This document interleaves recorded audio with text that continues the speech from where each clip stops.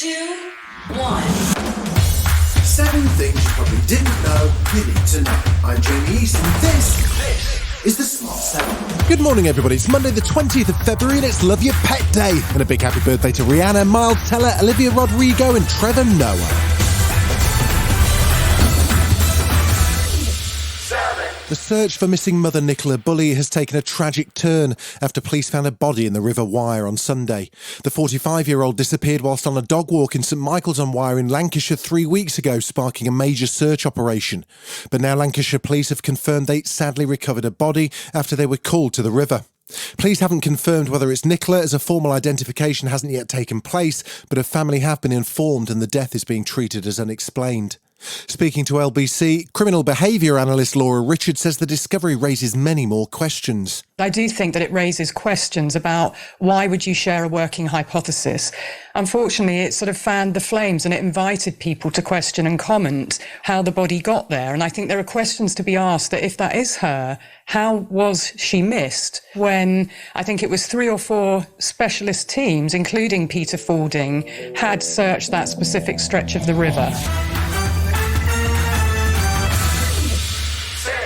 World leaders gathered in Germany over the weekend for the Munich Security Conference, and almost 1 year on from Russia's full-scale invasion of Ukraine, it remained top of the agenda. The US Vice President Kamala Harris turned the heat upon Russia, accusing the country of crimes against humanity. We have examined the evidence, and there is no doubt these are crimes against humanity. But Moscow's ambassador to the US rejected the claims and accused Ms Harris of trying to demonise Russia. Meanwhile, Rishi Sunak announced the UK will be the first country to send Ukraine long-range missiles and called for international efforts to hold Russia to account. The whole world must hold Russia to account. We must see justice through the ICC for their sickening war crimes committed, whether in Bucha, Irpin, Mariupol or beyond. Josep Borrell, the EU Foreign Affairs Chief, warned that unless the EU finds a way in weeks to speed up the provision of ammunition to Ukraine, the war will be over. It's something the head of the EU Commission, Ursula von der Leyen, addressed at the conference. I think it's now the time really to speed up the production and to scale up the production of standardized products that Ukraine needs desperately. As we inch closer to some kind of deal on Northern Ireland and Brexit, Boris has popped back up, waving his oven-ready deal and attempting to derail PM Rishi Sunak's delicate negotiations. He said dropping the protocol bill, which would empower the UK to unilaterally scrap parts of the treaty, would be a great mistake. Leader of the House of Commons, Penny Mordaunt, agreed. She thinks it's up to people in Northern Ireland to decide. Ultimately, it's not really about what Boris Johnson or any members of the House of Commons think about a deal. It's what the people of Northern Ireland think about it. It now appears that Boris's intervention may have caused a delay in the deal, with 100 Tory backbenchers threatening to rebel if Rishi's deal goes ahead. Leader of the Northern Ireland Alliance Party, Naomi Long, said she thinks it's wrong to collapse the institutions. There is no good reason why we could not have functioning institutions and, as an executive, collectively speak to the UK government concerns we have around the heavy-handed bureaucracy, and at the same time be able to move forward with the pragmatic politics that needs to be done in terms of reforming our health service, delivering education and improving our justice system. Frosty relations between China and the US continue after Beijing gave no apology for the spy balloon that floated over the US, according to Antony Blinken. The US Secretary of State met with senior Chinese diplomat Wang Yi on the sidelines of the Munich Security Conference after Wang said America's reactions to the balloon saga had been hysterical.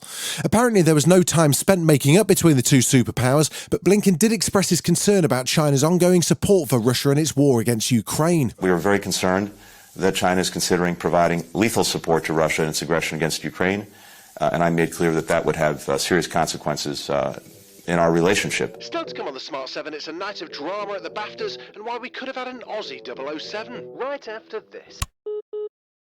Welcome back.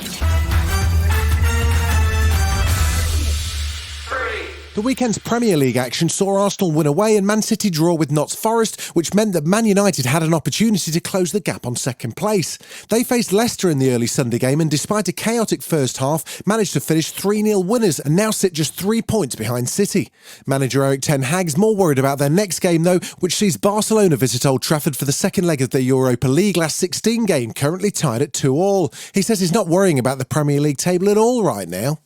We don't think about that. First of all, we're thinking about next game. Thursday it's going to be a big night. We have to find the bond with our fans and to make Old Trafford really a fortress.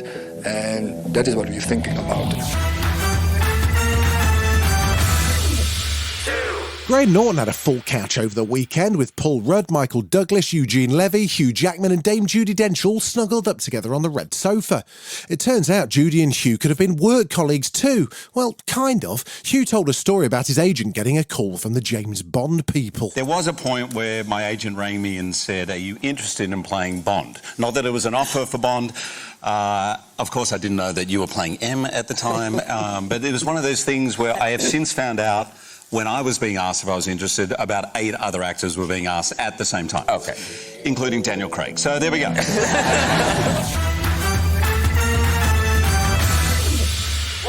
The stars hit the red carpet on Sunday night for the 2023 BAFTA Awards, hosted by the unlikely duo of Richard E. Grant and Alison Hammond.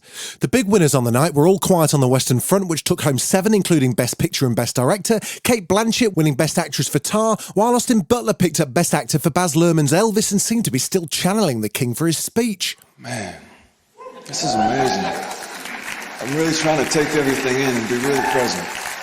Lastly, I want to thank the Presley family. I cannot thank you guys enough for your love and for sharing with me who Elvis truly was. I hope I've made you proud. The Irish had a good run early on, despite a weird sign language mix-up which saw Banshee of Inisherin Best Actress nominee Carrie Condon almost not get her prize. Barry Keoghan was another Banshee winner, picking up Best Supporting Actor and managed to thank everyone, including Ireland, in a 30-second speech. I'm going to fly through this because I'm quite nervous. Martin, Colin, Brendan, Kerry, Ireland, Brando. This for my son as well, Brando, for my mother, and also for the kids that are dreaming to be something from the area that I came from, this village. This has been The Smart 7. Wherever you're listening, do us a favour and hit the follow button. We'll be back tomorrow at 7 a.m. Have a great day. Written, produced and published by Daft Doris.